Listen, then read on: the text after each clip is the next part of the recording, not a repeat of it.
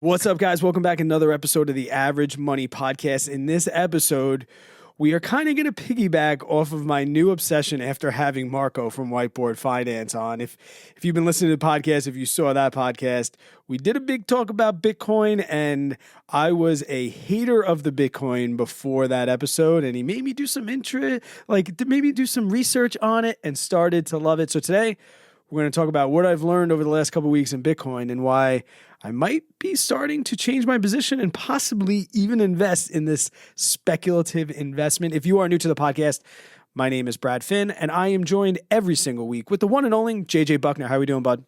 There is no way I could just roll an intro like you do, man.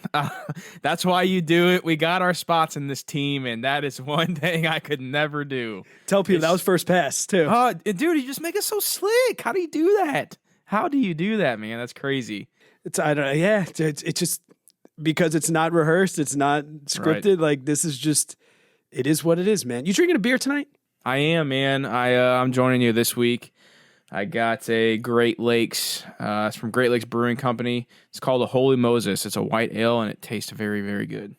What about you?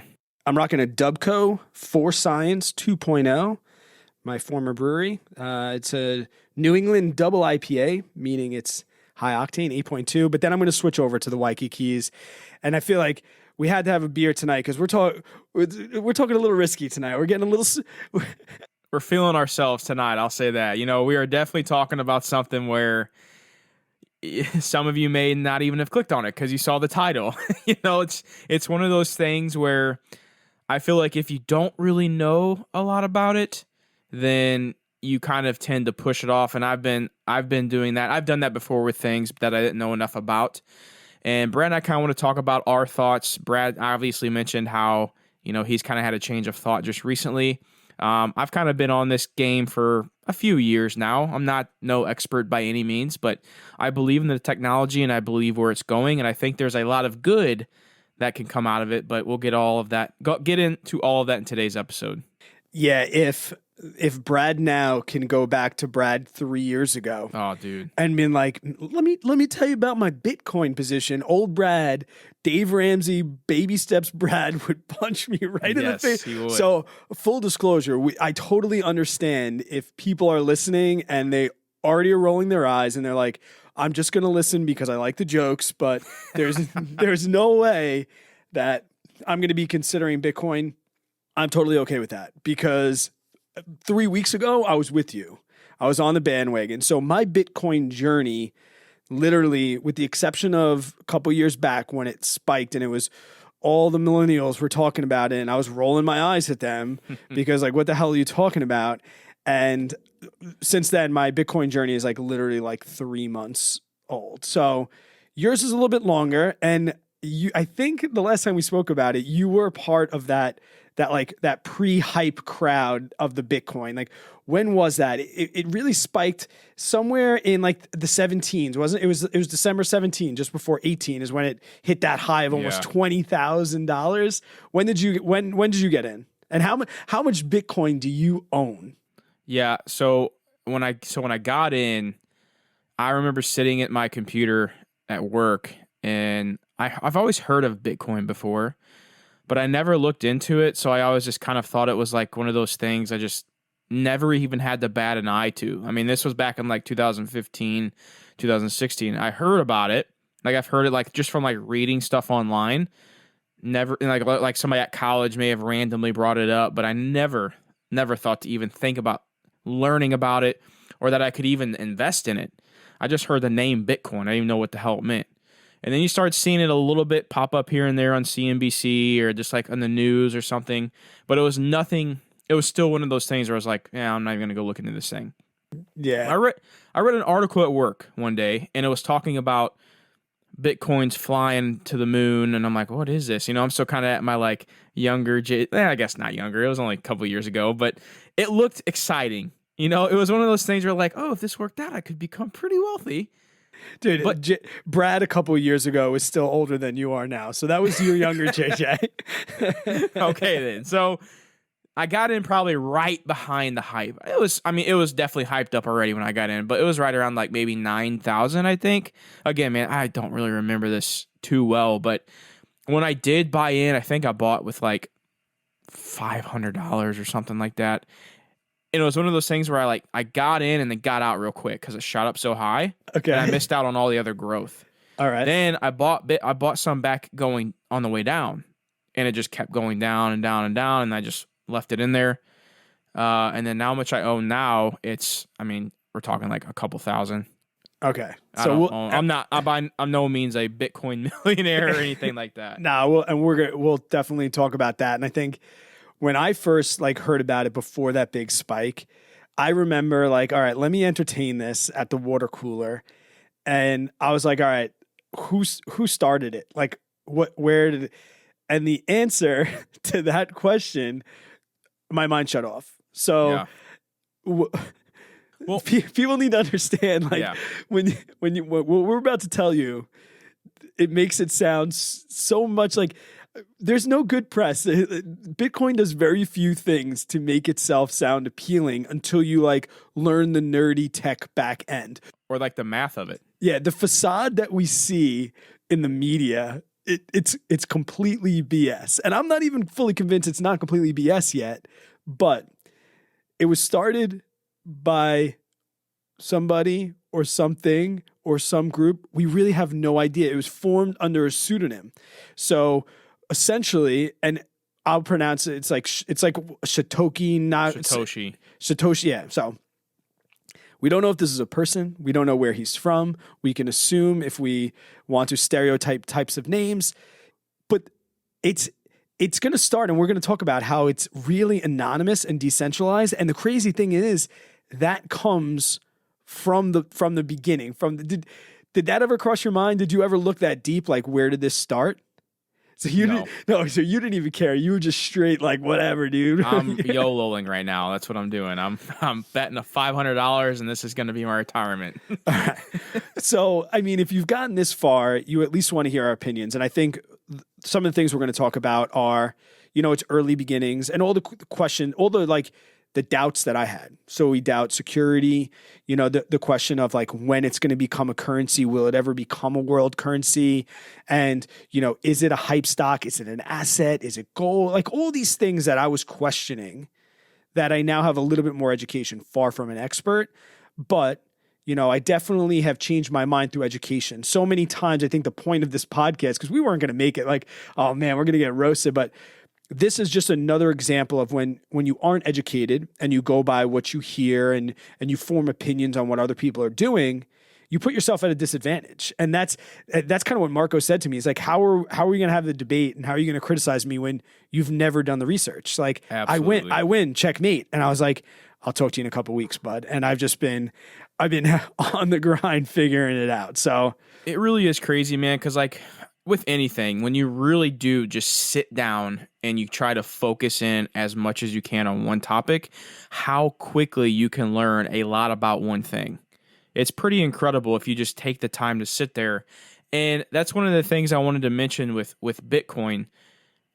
After all the hype happened back in early 2018 or whatever it was, I quickly found out that as I researched more into this, as I looked into more of what exactly Bitcoin was, how does it work, what is it for, and how could it make our lives or our money better, I really was like, wow, this is incredible. One, and that somebody or some team thought of this.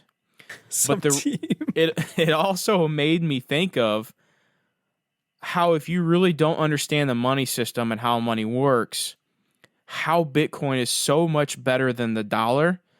If we just looked at it on a chart, Bitcoin versus fiat currency, and we could see what was going to happen over the years, what happens to our dollar and our wallets versus what happens to Bitcoin and its value, it's literally one half of the other. The dollar goes down on the value, Bitcoin goes up in value. We can maybe touch on that a little bit if you want, Brad. I don't know how far in depth. No, I want people to understand because one of the things that Marco said that really piqued my interest is he's like, it's a trustless system, and I was kind of like, what are you talking about? And he kind of started from the beginning, and I'll paraphrase like what he said, which was verified by my research. Essentially, when there's a difference between money and currency. So like money, we have early back in the days when we had stored value and it was stored in gold, right? Everything was backed by gold, but that was super like inefficient and not practical. You couldn't break that gold up. It was heavy to carry around, whether that was gold coins, whatever it was. But essentially the short and story of it is it got to the point where you would take your gold to a bank and the bank would give you currency back. And it was like fiat currency, like bills. It was a lot more practical. It was easy to exchange. But the major problem was you had to trust that the bank was going to have your money later on. And also you had to trust the fact that gold, the thing backing that money, was going to retain its value. And that was all fine and good for a very, very long time. But then it got to the point where, and this is where we're at currently, that our money is no longer backed by a tangible asset. We still have gold, but now instead of trusting a bank versus gold, now we have to trust the federal government. So we went from once trusting the value of gold and how that gold was going to retain value. We don't trust that anymore or care about it. We are forced to trust now in this centralized government, the Fed, and they can continue to just print money wherever they want, whenever they want, and there's nothing liquid to back it up. And what you mentioned, like that lowers the value of our money because we're screwing up the whole supply and demand system. And it breaks down into like more and more, and you just realize like, wow, it is a trustless system. Right now we give our money to Capital One, to Chase, and they do whatever they do with our money. We have no freaking idea. Yep. And who keeps tracks of all the transitions? Like when I give JJ money, our banks take care of all of that processing and trust. And I trust my bank's going to give JJ what he wants. Like we have to trust in so much. And I think if I read correctly, and you can stop me if I'm wrong, that the formation of Bitcoin the number one goal was to decentralize who we had to trust in our money and create one decentral open forum where everyone can see the transactions, and we'll get to that. But in theory, it was really, really a great thing. It was essentially going to become the newest form of gold. Well, think about this real quick. So you mentioned, a trustless society or whatnot, but so let's say like you just mentioned, Brad, let's say our money's with Capital One, right? No hate on Capital One or whatever bank, just let's say we have all of our money saved with that bank.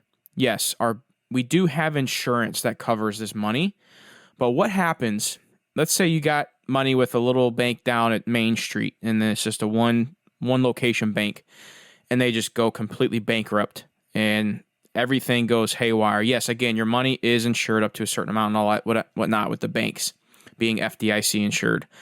But with Bitcoin, you don't have to worry about anything.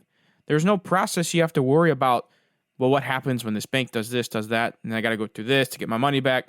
When you own your Bitcoin, you own it. Now, we can get into some of the different ways to buy it, but you want to make sure when you purchase Bitcoin, you have that key number that you can pull off and you can save it on a nano ledger. And if you guys are watching right now, Brad can hold it up and show them what it looks like. We'll definitely get to that. But I still want to unwrap the early beginnings of this, because one of the questions that I had, and when I was telling my wife about this, if it's so open and we're the ones really controlling the transactions, what's to say that the person or group that started this can't just go and hack it and take everyone's Bitcoin out?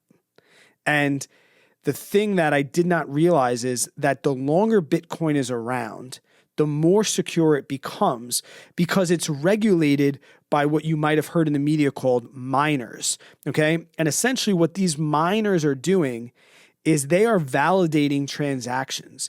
They are the things that are keeping everything in line, and that online transparent ledger is called the blockchain. And we get into this vocabulary and it seems so confusing, but essentially when the Bitcoin was first created, there was only a few computers that were monitoring all of this. But then as more miners came in and more people now had to validate all of the transactions, it became more and more secure. So now these miners are really doing two things for the network. One, they're keeping it valid and making sure that everything is on point and everything is real, but they're also the security and the thing that releases more Bitcoin into circulation. Because unlike the United States dollar, we cannot create more Bitcoin. There is a fixed amount, right, JJ? Correct. 21 million to be exact. But experts have been saying with all of the Bitcoin that has been lost throughout the years, that they're thinking it's more around 15 to 18 million worth of Bitcoin.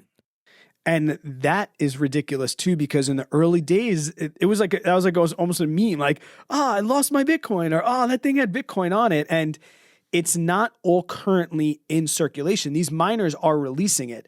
So right now, the amount of liquid Bitcoin, not including, like you mentioned, the ones that are lost, is 18.5 million Bitcoin out of the total that can be released of 21. So they slowly trickle into, the Bitcoin community, which helps to balance inflation, balance supply and demand. As there are more investors and there's more miners, they just create a little more Bitcoin up into a certain point. I think we need to touch on a little bit, Brad. We hear these words, inflation, deflation, and what all that means. I think those are one of those like vocabulary words where it's real easy because you hear it all the time, but you may not exactly completely understand what it means. So I want to give a couple quick examples of inflation versus deflation just to make it super simple, put it in layman's terms. So with inflation, the dollar, the Fed is constantly or constantly printing more money every day it's coming, more money's coming out. So that's more amount of supply that's going to be there. So back in 1940s, a gallon of milk may have cost 50 cents. But now in 2020, a gallon of milk may cost $2.75. So that's why you sometimes hear the term, savers or losers. Because if you would have saved that dollar bill, that would have bought 2 gallons of milk. If you would have saved it through 2020, you would have lost value on your money. Your dollar is not worth today what it was worth 10 years ago. It's worth less.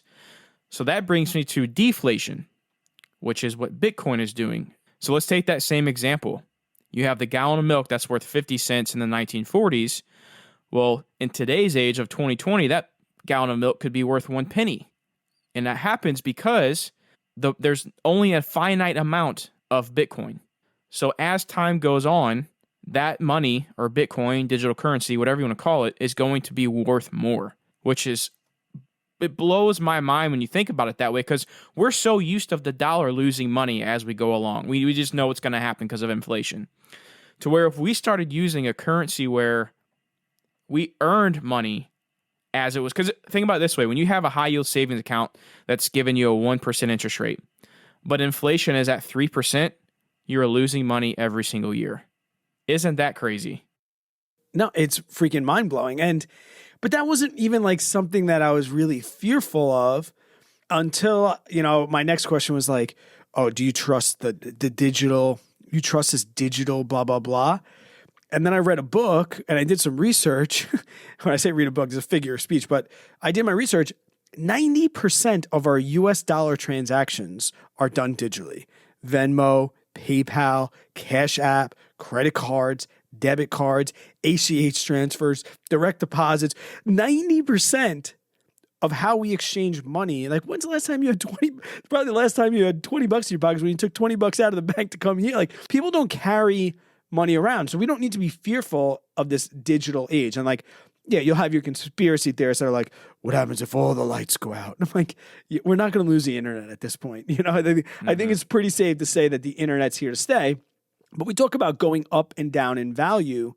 And, I've heard people say like the value of gold hasn't increased over time. And I think the reason that's the case is because it no longer backed the dollar anymore.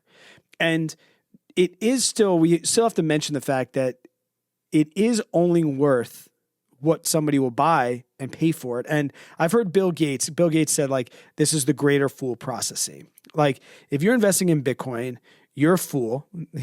Bill Gates said that, and he can because he's freaking Bill Gates.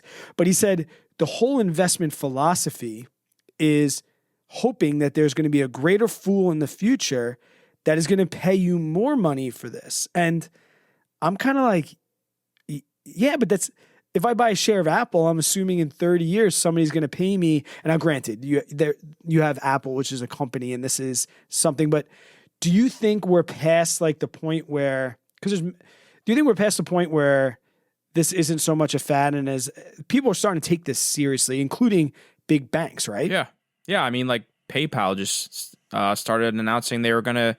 I think it was accepting transactions through their service or whatever it was. But there's a few things there I want to break down. The first one is I'm still one of those, I almost want to call them like old school you know what I mean, thinkers of investing, where like only invest your money in a tangible asset, either a piece of real estate that you can touch or a stock that's backed by a physical business that's earning money, that has assets, that's earning revenue on a consistent basis. So why would I go buy an asset that is, precious metals or Bitcoin that is only valued by what somebody else is going to pay for it? I guess this is what my mind turns to is, what if Bitcoin ends up start earning more transactions? Because people, like you said, Brad, may play it off, or it's still kind of a meme, or like, we're a fool for buying it. But this was the same type of conversations that were going on whenever email was started. The talk shows at late at night are like, send your email. Oh, you're real cool. You can just send it in the mail. Like, they thought it was so weird because it was so different. And I could see Bitcoin being that. I could see Bitcoin being a universal digital currency, because like you said, we're all using digital now anyways, that I don't have to pay a high transaction fee to send a friend of mine who lives in Europe, to where it's just I got to pay a small fee just to send the Bitcoin. There's just so many different things that can come up from this that I guess the point I'm making is I'm investing in Bitcoin for the chance that it could turn into a real, which is already being used for currency, but a more real time, everyone's very popular using it type thing. Yeah, and like I think Marco mentioned, like he did a wire transfer and it took 3 days. Like, why is that? Yes. And like the other thing is too, that you mentioned quick, like this is global, right? So now we have a uniform, and I don't even necessarily need it to transact. I don't need it to be a currency where we pass it back and forth. Even if it just stores value as a non-tangible asset, like that's okay with me. But yeah, you think about the future, and if you've ever traveled internationally and you have to, transfer your money and you have to do this and that and the other thing. And with these major companies, like you said, bringing them on, it might just be an issue. Like right now, crude oil is traded in the US dollar, right? It doesn't matter where you are in the world, it's traded in the US dollar. We can get to a point where we possibly, even if it's not our primary form of money, it's still, you might be able to go to any country in the world and be able to use Bitcoin as a global standard for currency. Now, do I think that's going to happen? I don't know, but it is what we call an asymmetric bet for us. The way I see it is that if you take a small enough percentage of whatever your net worth is or your investment portfolio, the likelihood of it going to zero is there. But the likelihood of it 10xing is also there. So if you were just to use round numbers and make your life easy, if you put in 1% of your portfolio, right? You're going to lose 1% if it goes to zero. Crashes and burns, we're the biggest idiots. We are the greatest fools.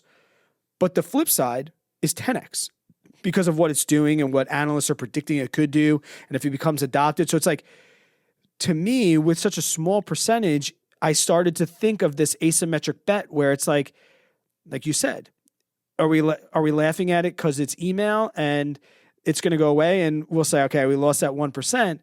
Where does that like risk reward come? And it really is very asymmetric. The high side for me far exceeds, if I stay disciplined with my investing, far exceeds the quote risk factors involved. Yeah, I mean it kind of reminds me of, the speculative investment. It's one of those things where I remember when I first got started in learning with investing, like I just, for some reason, I felt like it was jammed down my throat to never take a chance, be the conservative investor, buy your dividend stocks, your index funds, your ETFs, and do not ever make speculative investments because you're gambling, and then you're going to lose money when you gamble. Don't freaking gamble, JJ. That's what I felt like. It was just being pushed down my throat. Yeah. But as I've grown with it as an investor, I have been able to make my own decisions because I've been around long enough to see what has happened. I think you should have speculative investments in your portfolio. Just keep them concise. You don't want to be betting your life savings on these types of investments, but it's one of those things where if it happens, it happens. I don't know. And like Brad might be okay and comfortable, I'll say gambling or risking 3% of my portfolio. Yeah. You might be a 1% or a 5% guy. And like, I think that's worth mentioning too. This would not be a conversation if I had debt. Like that, I almost got lucky that I had debt, that I didn't get into it the first time. But like, we're talking like less than, for me right now, I want to be at under 1% of like my net. And this kind of falls into those assets. And we have like certain types of assets where you can, like I said, invest your money in stocks and things like that. And they're determined by the market. But then there's other things that store value that the markets and the Fed printing money and all this stuff doesn't really depend on. Like, think about your classic car. Your classic car doesn't care what the market's doing. You know, a Pappy old whiskey, you know, does not care if Apple announced a new iPhone. Like, it's going to continue to hold its value. And it doesn't matter what the markets are doing. Like, look at what did that Paul guy do to Pokemon cards in the last 3 months? He's the biggest YouTuber around. Comes out and says, "Hey guys, guess what? Pokemon cards are popular again, and the price of those shoot through the roof." So it's like we want some of these assets too that don't necessarily reflect what's going on in the market. Now, is Bitcoin a little bit hypey and like it's in the news and that makes it go up and down? Yes, but essentially we're looking at this as stored value, right? Yes, and I do want, you made a perfect point that I kind of wanted to make here. And we may be getting a little advanced with some verbiage here. So if you guys are listening right now and what I'm about to say doesn't really make sense, please just, I want to do say, take the time to at least research it while you're at work or, you know, at lunch or, no, that's, I always research shit at work on the clock. I ain't gonna lie. So it's Bitcoin halving. Or halving, however you want to say that. I think they say it halving these days. Halving. Halving. Bitcoin halving. So anyways, a halving refers to the number of coins that miners receive for adding new transactions to the blockchain that are being cut in half. Break that down. So, break that down. Yeah. So basically what that means is there, like Brad mentioned earlier about the miners who are mining the Bitcoin, that is still not in circulation. It's still not part of that 21 million that we mentioned earlier. So as these miners are mining Bitcoin, they're accepting the transactions that are going through this ledger that we've already talked about. They get a certain payout for as many as they mine or as many as their those transactions that they're monitoring. Yeah, they're paid to mine and they're paid in Bitcoin. So exactly. Now, what happens with this over time is this will diminish. So like right now, every block, I believe it is, or something, they get or every time they mine, it's like 12 and a half Bitcoins. Well, recently there was a Bitcoin halving, which means now it got that amount that they earned got cut in half. So instead of being every block is 12 and a half Bitcoin, now it's 6.25 Bitcoin. So one of the reasons why they do that is because that prevents inflation. Because the money that they get, that's money that hasn't been released into circulation. So this reward for creating these blocks and adding them to the blockchain, quote, ledger, that's how we release money in. So as we go through these halvings, now these miners are releasing less and less into circulation over time, right? Yeah, and one of the reasons they did that, which is pretty brilliant when you think about it, is they did this because whoever they are, you know, the Satoshi, the team, the boy, the girl, whatever, they knew technology was going to advance as time went on. And technology advancing meaning you can mine more Bitcoin faster, which is true because it's happening. Yes. That's why another reason why they wanted to decrease the amounts that these miners could earn, because as technology advanced, they could mine more Bitcoin faster. If we can put this like in simple terms, let's just use time. Like 5 years ago, it might have taken them a month to get a block and get that reward of Bitcoin. It'd be a month's worth of work. But now it's gotten to the point where people are just building computers. These computers, all mining is they're verifying transactions on the ledger. They're solving mathematical equations. And after they solve a certain amount of equations, the block is filled and it gets added to the blockchain and then they get paid. Now, what used to take a month and get them 22 Bitcoin, well, now it takes them, with their new technology, it takes them half the time to do the same amount of work. So to keep the flow of Bitcoin coming into circulation the same, they predicted this advancement in technology and said, "Yo, these computer geeks, if they can build an Xbox 360 and have it, they're going to be able to mine these Bitcoin pretty quickly, and to slow down all the Bitcoin coming into the circulation, we're going to reward them less and pay them less over time as the technology increases." Essentially. It's brilliant when you think about it. I mean, how did somebody? It blows my mind when you really sit down and think about it. Every time I try and come up with something, and I'm like, that doesn't make any sense. This, that, and the other thing. There's always a what if, and I think Warren Buffett says if somebody gets mad when you criticize their investment, they're gambling. If you are a Bitcoin person and somebody says, no, and you get mad at that, you're admitting that this is a speculative investment. But I think what people don't follow that up with, like you mentioned before, speculative investments after you're debt free, after you've maxed out your 401ks, your Roth IRAs, after you've done all this, it's essentially, I think of it as, it's okay to go to Vegas every once in a while and have a great time. And you go to Vegas with money you expect to lose, and you hope that you hit roulette and it pays you 35-1 and you go home a winner. That's essentially what I'm doing. If I'm going to invest in Bitcoin, I am definitely saying that I'm taking a 10-1 odds with a certain amount of money that if it goes to zero, it's not going to affect my net worth, but at least I can be there, because I'd rather lose 1% than have it go up 100%. And have that how many times we hear, if I would have invested in Amazon 3 years ago when I first heard about it, if I would have invested in, I don't want to be, if I would have invested just a little bit of money in Bitcoin when I knew about it, then I'd be a millionaire now. Yeah, you make a great point. There is a chart here I wanted to talk about. I don't know where it's from, but if I can find the link, I'll link it down in the show notes. But there is a chart out there to go back on the halving is every time Bitcoin is halved, the chart shows a large spike in price. And then it'll dwindle down a little bit, get back to a newer, higher average. And then the second halving, which was in 2016, spiked up again. The first halving was in 2013 or 2012, excuse me.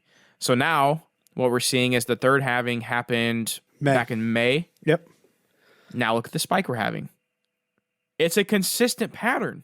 Is it going to go up and is it going to come back down again? Yeah. Absolutely. It's going to come back down, but we're going to have a higher average. Yeah. And then 4 years from now, we're going to see that spike go up to 25 or 30 or 100 or whatever. And we're going to use our knowledge of practical investing and we're going to dollar cost average it. Yep. We're not going to try and buy in when we hear about the hype, this and the other thing. We're going to put a little bit in on the way up. A little bit, like you said, but the average, if you take the lines are still going up. And there are, JP Morgan Chase a couple years ago, they were the CEO said, and you can look this meme up. He was like, I will fire anybody in my company that trades Bitcoin. He said that. Look it up. I'll post one of the meme pictures. I'll post it in our new Facebook group. We have a new Facebook group. We do. I just recently opened we both recently just opened a Facebook group. It's called Average Money. You can search for us on Facebook. The group should pop up. Because there's no comment section in this, and we don't get to talk to anybody about our episodes. That's been the hardest part, Brad, and I realize is we come from the YouTube world where we can kind of connect with our community through our comment section, to where with podcasts, there's nothing. Yeah. So we were like, well, why don't we just start up a Facebook group? People can come in, ask questions, give us ideas for new content, whatever it may be, or just to say, hey, what's up? This is what I'm drinking tonight. Whatever it is. We're excited to have somewhere where our community can come together and then also grow together as well. And we made it private, so there's no trolls. Exactly. Yep. And we'll probably add admins as time goes on and as the group grows. So get over there and be one of the first ones that you can say Say you're an OG of the Facebook group. I've been here since there was 20 members. Right. Exactly. But I will post a picture. Like I said, I will fire anybody. Well, JP Morgan Chase just came out and said they expect it to 10x. And if people love to compare it to like the digital gold.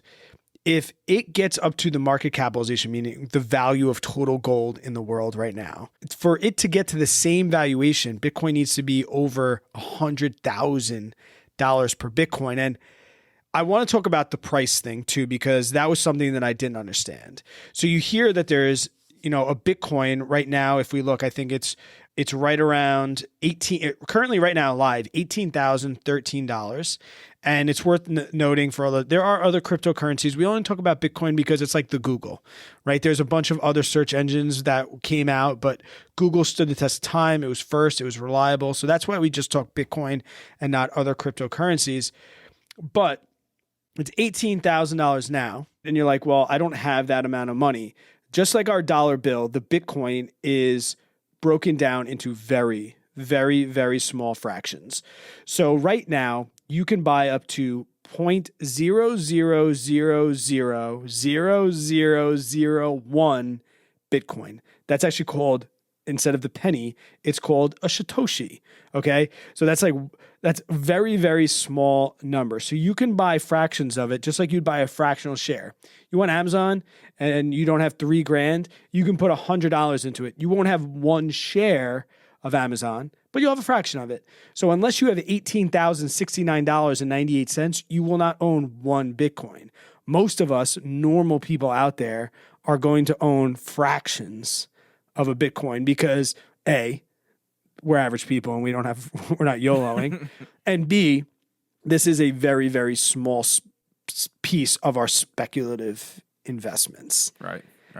I'm the first to say this can go to zero tomorrow. All right. And I have put some money in, and I'll talk about exactly my plan of action moving forward. I'll tell you exactly what it is. I'm an open book. I'm okay with it going to zero. If at any point you feel uncomfortable, like I don't look at the daily chart. I have so little invested that I don't even care what the price is. People come into my office, yo, Brad, Bitcoin hit 18 this morning. I'm like, okay. Yeah, I'm like, woohoo. Because I know that I'm going to try and I have like a 5-year plan, and we'll talk about that. But if you get to the point where you're worried about the price of Bitcoin, you're too heavily invested, in my opinion. I agree with that wholeheartedly. I mean, if you're starting to worry about what you have invested in something, you got too much money in it. That's anything. Yeah. That's anything. So like, I don't worry about it. If that point for you is $10, just to put $10 in there, it might turn to 100 or it might go to zero. I wanted to do my own research, so I didn't ask you at first where you were going to buy it, but I think we ended up using the same platform. Coinbase. Yeah.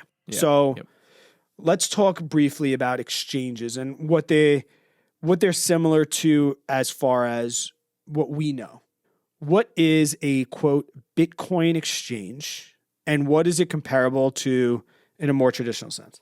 Yeah, I mean, basically a Bitcoin exchange is where you can go start, create an account, log in. Kind of let's pretend it's like when you go to set up a brokerage account at Fidelity or Robinhood or whatever it may be.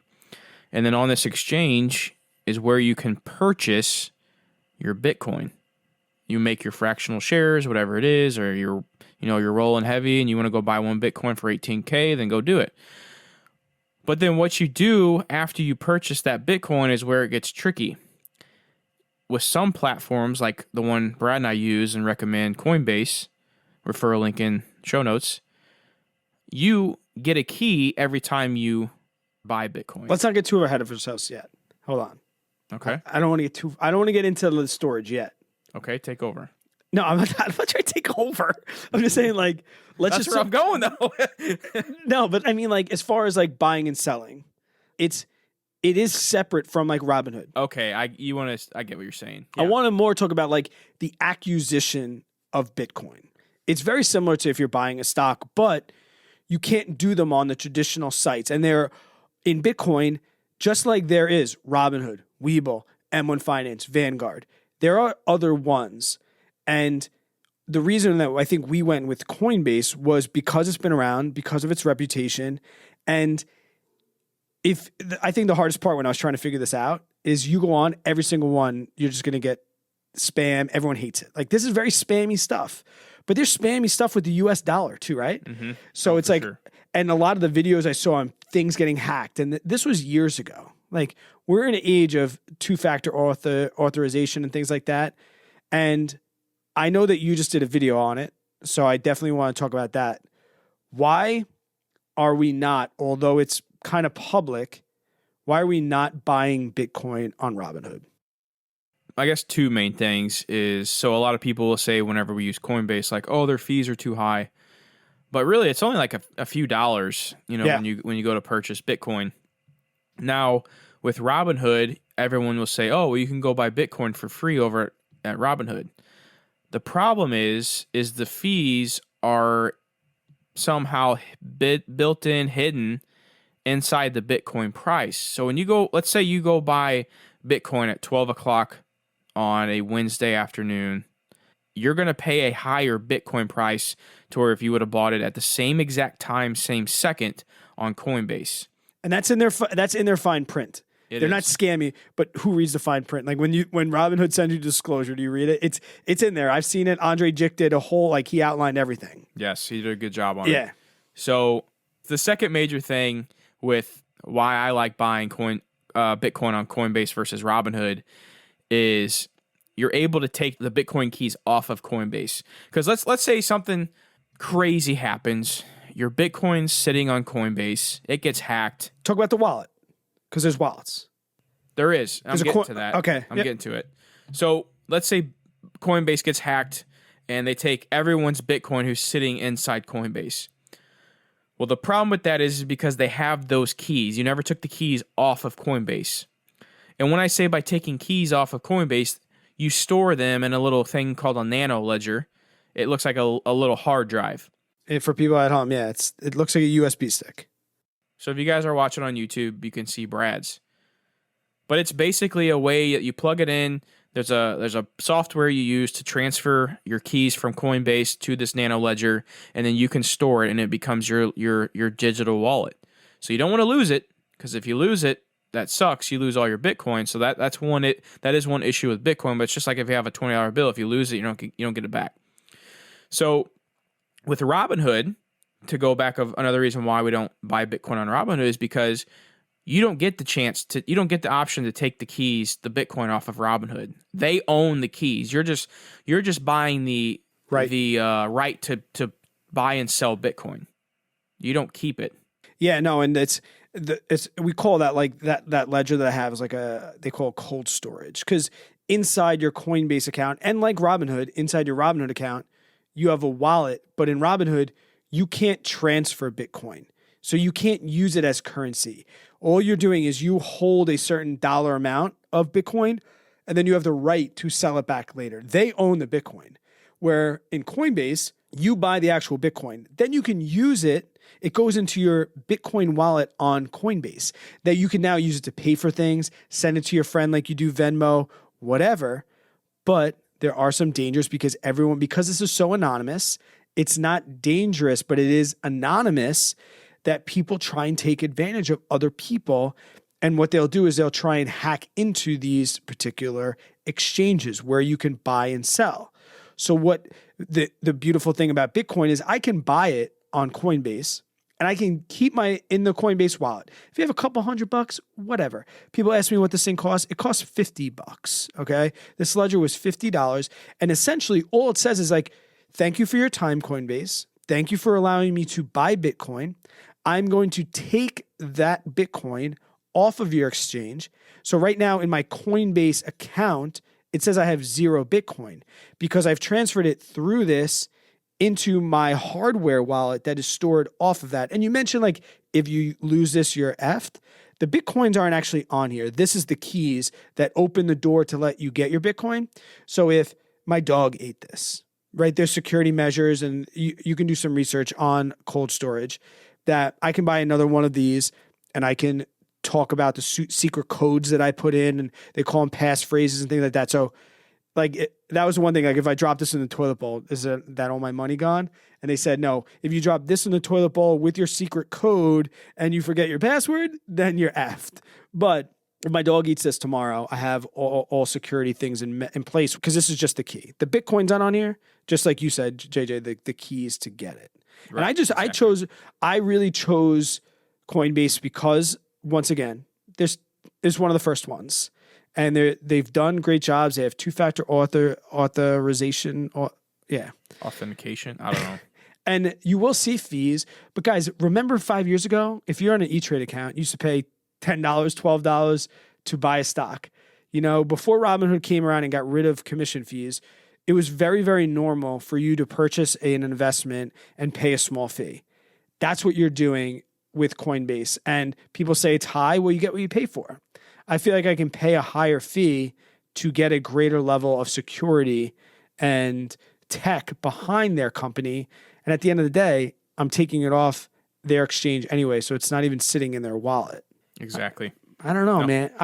So here's my plan, and you can tell me. I don't even know what your plan is. So right now, I have an investment portfolio that is in the somewhere neighborhood of $170,000, something like that. So 1% of that is $1,070. I don't have that money just sitting around to dump that in and say I have 1%. So what I'm going to do is I'm going to dollar cost average at probably like $25 to $50 every single Monday. I'm just going to throw it in there, and then I'm going to watch my investments. And the instant, I have two scenarios in my mind.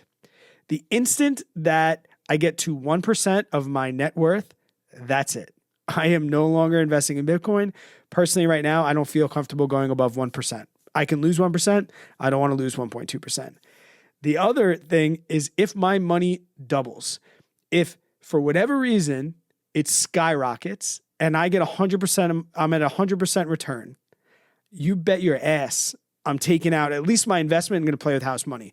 So for me, those are that's my strategy right now. That's it. I'm going every single week, I put $25 or $50 in until I get to 1% of my portfolio. However many Bitcoins that is, that's what it is. And then the other scenario is when I get to double my money. So right now my basis is, I think, $14,000. So if Bitcoin gets to 28, I'm pulling out everything I ever invested, and then the other half will stay in as house money. And if I decide to keep investing after that, then so be it. But what's your play? Do you have a play on Bitcoin, or? Kind of. I wouldn't say it's nearly that advanced, but Dude, I haven't slept in a week.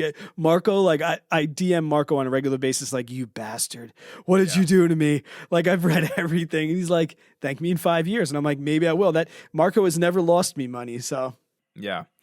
I think for me, like, one, I don't pay attention too much. This may be bad, but like, I don't pay too close attention of how much I have percentage wise in certain assets.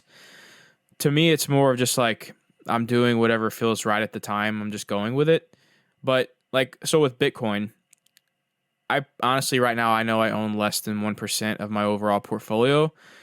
But if once you kind of broke it down and like explained it like that, I probably wouldn't even mind owning like 5% in Bitcoin. I feel pretty comfortable with it, man. I mean, I really do. and this gets into like that sketchy, like, I'm not giving finance. Like, I don't want anybody to be like, Brad said, Correct. from listening to Brad, I'm going to go buy Bitcoin tomorrow. Like, if it's Monday and you're thinking about buying Bitcoin this afternoon or tomorrow, don't do it. Like, do what I did with Marco. Like, we spoke to Marco almost a month ago now, and I made my first Bitcoin purchase this week. It was on my YouTube channel. Marco didn't make me want to buy Bitcoin. Marco put me in a position where I wanted to do my own research, and I wanted to take a month to know everything, so that when people criticize me or when people say something, I at least have justification for my actions. Even if they don't like that justification, like, Brad, that's still gambling. Okay, I'm all right with that. So like, that's like really where I'm at with, I don't want to get too, I'm very confident in it, and I'll say it. But I'm confident because of my research, not because of what people told me. And on this podcast, I'm trying not to talk about, it's not excitement, but my confidence in it for that reason. If you're listening to this, I don't want your first Bitcoin purchase to be within 2 weeks at least. Like, I want you to make sure that you know what the hell is going on, and that if I question you about it, you can answer every question from what is it? What is blockchain? How does it work? All the way up to Why are you going with Coinbase instead of Gemini? I want to make sure you understand those things first. He's lying. He's telling you to bet your life savings on Bitcoin. Do it. Yeah, no. No, seriously though, I'm glad you made that disclaimer because it is true. But you said 5%. Let's talk about how personal finance is personal. You're 29 years old. I'm 39 years old. Me losing 1% or me losing 5% of my net worth at 39 years old is different than you. So that's why we asked Marco, what percentage of your net worth should you have? And he's like, dude, I don't know. Like, what's good for you? And he's like, I own classic cars. He's like, Brad, you hate cars. Like, so Brad wants to own $0 in cars. I want to own $50,000 worth of cars. Like, it's all personal. So if you said to me, I want to own, if you're 19 years old and you're an internet entrepreneur and you're making a ton of money every year and you're like, I want to put 25% of my net worth into Bitcoin right now and YOLO it and figure it out. I'm going to be like, you're young. If you screw up, you'll figure it out by 25 years old and you still got plenty of time, right? Mm-hmm. Yeah, no, that's true. I mean, it's just one of those things where, like you said, it's all personal to you. So whatever feels comfortable is what you roll with. And this is for entertainment purposes only. So don't take this as investing advice. But if you do go for it, do coin, because, here's something I put in my YouTube video. If you look up Coinbase, you'll see this thing called Coinbase Pro. And everything with Coinbase Pro is lowering your fees. So essentially, Coinbase Pro, and this is for people that are going to Google it, used to be this company called GDAX, where Coinbase is the broker. GDAX was the exchange. So it was like the beginners, you'd go to the broker and they give you more information, but they charge more fees. Kind of like a real estate broker and a real estate agent. Where Coinbase Pro, they're the exchange where you have to do more work. It's a little bit more knowledge, but the fees are less. So everyone's like, if you go on and you look at Coinbase, like, don't trade Coinbase, go to Coinbase Pro. But with our referral, if you've never been on Coinbase, the first $100, here's the referral. If you put in $100 and buy $100 worth of Bitcoin, you get $10 of Bitcoin and we get $10. But they're going to take $3 in fees. So you really only net $7. If you already have a Coinbase account, don't click our link and go to Coinbase Pro. Brad, how do we get a Coinbase Pro account? It's freaking stupid, but if you have a Coinbase account, you have a Coinbase Pro account. You just type in pro.coinbase.com as opposed to just coinbase.com. So the referrals, like, that helps you eliminate that first bit of fees and still net $7. For sure. Yeah. And speaking of the referral link and also talking about the Facebook group, this leads me to a few questions we got from the Facebook group. I don't know if you want to go through them real quick, kind of like a fire round. Shout them out. We'll wrap this puppy up. And yeah, for sure. So my boy Frank, looks like I always see him on YouTube comments and everything too. Mola Crick. Oh, he's a young kid, man. He's a college student. Yeah. He's like 19, 18 years old. So shout out to Frank for asking this question. He says, do you personally think Bitcoin or some crypto in general will be the world currency at some point and replace all the current currencies? No, and I don't think that's what it's ever been intended to do. We talked about like currency and money. I don't think people are going to be like, that'll be 75.2 Bitcoin, please. I think it'll more be like a convenience thing when we could use it, but I think its primary purpose is going to be to store value. I have a very hard time seeing Bitcoin take over the dollar, but I also know that people back in the 80s made fun of email and thought how that would never take over. It's, USPS. I don't even think it needs to take over the dollar. Like, I'll give you a very, very practical example. I am an online tutor. I tutor kids literally all over the world. And I tutor 2 kids that have to exchange money to me. I tutor a kid in India and I tutor a kid in Portugal. Now, here's a situation where my dollar's good and their money is good as well. But if it got to the point where it was so popular, I wouldn't need to worry about what the currency he's using in India and him converting it and sending it to me PayPal, and then there's a fee. I can just be like, hey, you understand what the value of a Bitcoin is. I understand what the value of a Bitcoin is. I don't need to worry about translating currency. Pay me in Bitcoin. So we'd still have our primary dollar, but it just can become another avenue for global transparency. He wouldn't have to worry about, is this an American guy that's pretending to be a math tutor and he's not? It's like, no, like we don't, there's no trust. We don't have to really worry about like, is his Indian bank or his Portuguese bank or like, we don't have to worry about any of that. So I think that's when we talk about currency, like you said, I don't even need it I can still use the dollar. I just want it to be there as a global exchange currency and primarily to hold value. Yeah, and also think too, like why some people buy gold is because they want to back their value in case something crazy happens with the American dollar, and we lose all of our value in it. They want to have some portion of their portfolio in gold because it's an asset that used to back the dollar, and they still see value in it. So that's just something to think about there. So the next question comes from Zachary Johnson. Shout out to my boy Zach. Do you all think these prices are more sustainable than the hyperbolic increases we saw back in 2017? So I'll take this one real quick. Yep. This goes back to that graph I was talking about earlier in the episode with the Bitcoin halving. Every time Bitcoin gets halved, you'll see the prices increase. So I think we will see the dip, like we already mentioned. We'll see it kind of level out for another few years or so, and then it's going to pop up again. But I think these prices are more sustainable earlier after they come down and average a little bit, because it's literally a consistent pattern. I understand that this is a spike due to the halving. This is the third halving, the third spike, or whatever it is. And speaking of spikes, I can relate this kind of like to our downloads for this podcast. So this will be our 11th episode. And obviously we release this episode on Monday. So we get most of our downloads on Monday. And then it trickles down from Tuesday, Wednesday to Thursday. But the beautiful thing is every single week, our Monday high is a little higher. So obviously, if I were to compare, quote, the price of our podcast on Sunday, we look crappy. On Monday, we look like we're trendy and we just shot through the moon. But then on Tuesday, it goes, but every single Monday, the average of the total views over the week is increasing regardless of what the day spikes look like. And I think these three spikes, we're looking at them as having spikes in a large picture. But if you look at the general trend and you took the average of the highs and the lows, there's still a general trend to go up. So with that said, yeah, we maxed out at like 19,000 on the last half. Maybe this goes up to 22 and then it dives back down to 11 for a couple more years. These halvings happen every about 4 years. So if you're a long-term investor, you don't care about that because I know I'm going to do some spikes. I know I'm going to go some ups. But to answer that question directly, it's kind of like, dude, I'm watching the roulette wheel spin. You know, I'm watching the ball bounce around. It's dancing, you know, when it dances right on your number, like boop, it's out, it's back in, boop, boop. And like every day when it goes up, and somebody comes to my office and is like, oh my God, it's 18. Like I said, I don't really watch the track because it's so small, but it's still kind of fun. But in the same token, I do expect it to terribly dive back down to reality at some point. But who knows? Who knows when that point will be? Super smooth, by the way, comparing the podcast downloads to, I mean, it is exactly right. Dude, I'm an analytics guy. I'm a science guy. Like I think of data and analytics and I look at that chart and it looks exactly like our downloads. Yeah, it does. Yep.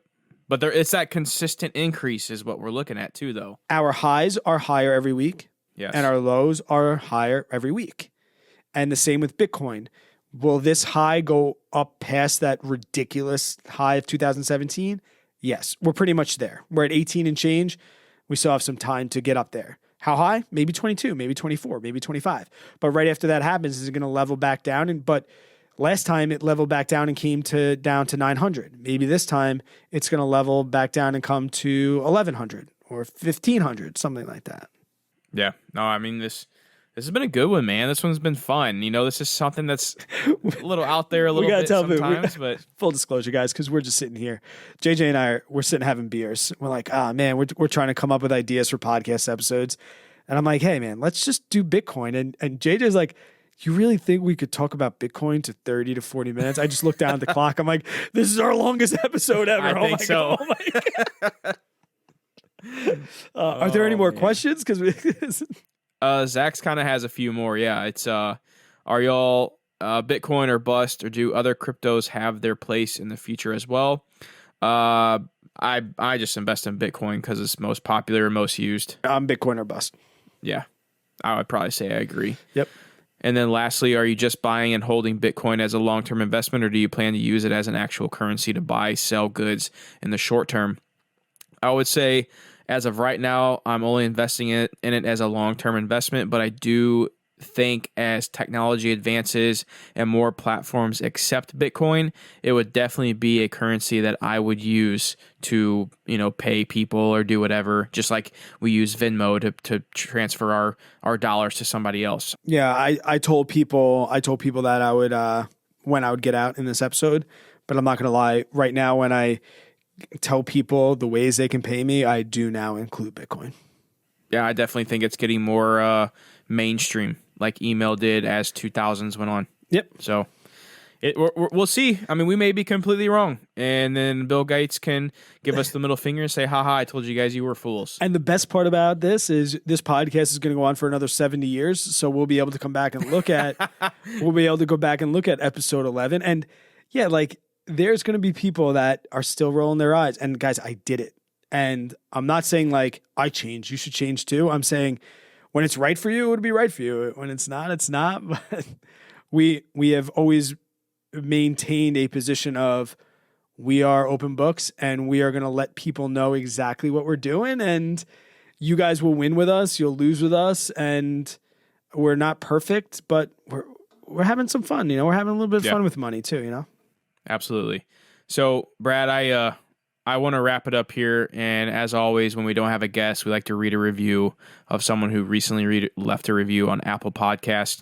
So guys, that is one way that you can really support the podcast, is go over to Apple Podcasts, leave us a review. It does help out us big time. We're still newbies. We're the new guys on the block, so it's a lot harder for someone to find us. So definitely leave a review to help your boys out. But this episode's review that I'm reading comes from Stephen Matthew, and he titles it Authentic Personal Finance Podcast.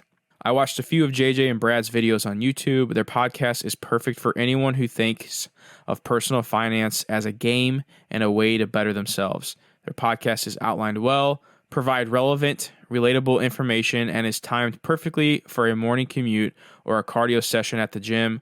Whether you're a college student, young professional, a father, mother, you are sure to learn something new about the world of finance and economics. Dude, some of these reviews, man, are just top notch. There's no way I could come up with something that nice. It's incredible. I mean, I love this community that we're slowly building. We have noticed some organic growth coming to the podcasts that are not followers of ours through YouTube, which is pretty incredible. This has just been fun, man. It's going to be fun to see where this takes off to, and hopefully one day we're flying to Oregon to be able to, have a little meetup, or flying to Texas to have a little average money meetup, man. That'd be really cool. Yeah, man, and I'll end it up. I'll drop some old man emo on you. This episode is going to be coming out the Monday before Thanksgiving, so we want to wish everybody a very, very happy Thanksgiving. We hope you're safe. We know that for a lot of people, it's going to be not a traditional type of what we're used to, especially if you live in a bigger city like me, where our governor is literally telling us you're allowed to eat Thanksgiving dinner with the people that live in your house, and that's about it. But just stay positive out there, guys, and we'll get through this together. And the holiday season's coming, and we have more great episodes after. Just think about what you're thankful for, and sometimes what you're thankful for doesn't necessarily mean what you're eating or how much money you have or things like that. And I think that's very important to JJ and I, is look around, take a deep breath, and enjoy yourself, and have a great Thanksgiving. And we'll check you out next Monday, guys. Have a great one.